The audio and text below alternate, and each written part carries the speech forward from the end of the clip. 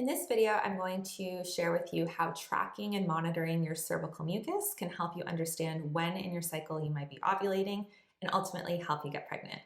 My name is Dr. Shannon Vanderdolen. I'm a naturopathic doctor with a focus in women's health, fertility, and pregnancy care.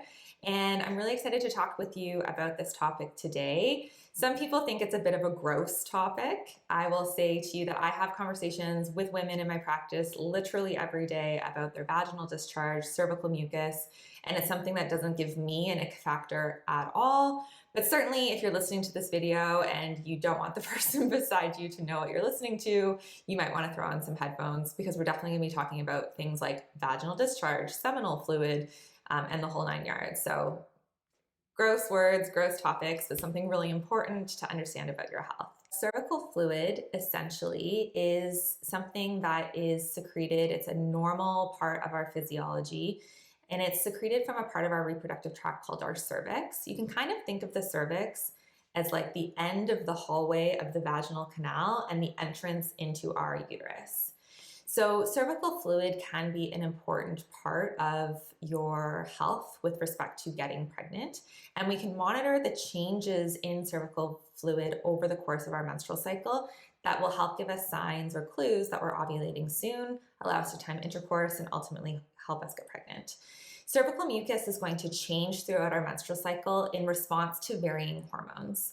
So in the first part of our menstrual cycle after our period, you're going to notice that your cervical fluid is pretty dry, maybe thick or sticky, and probably a white color. It's progressively going to get more thin and clear as we get closer to ovulation. So some people will describe that it kind of gets more like a lotion-like consistency, creamy, then maybe a little bit more watery and clear.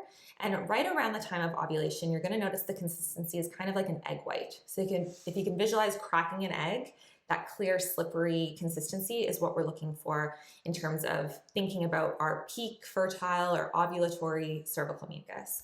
So when you're noticing this and you're trying to get pregnant, this is a really good time to have intercourse because it means that ovulation is imminent. Some people will tell me that they don't notice this, and it could be for a number of reasons. One is that you maybe haven't been paying attention or you don't really know what to look for. So certainly moving forward, paying more attention to the changes and consistency of your vaginal discharge can be helpful.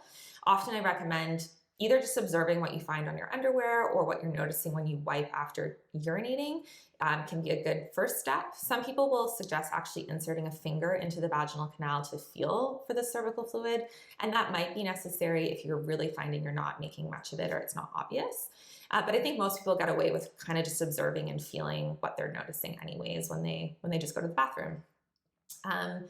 Other people that might not notice it too much are people that maybe have more recently discontinued taking the birth control pill or maybe just had their IUD removed.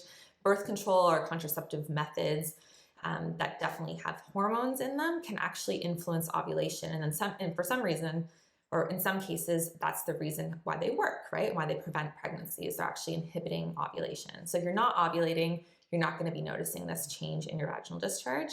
And again, if you've just discontinued those, you certainly haven't been noticing it consistently over the last number of months or years, and maybe it's your body is just kind of getting used to being off of those contraceptive methods and starting to rock and roll again moving forward.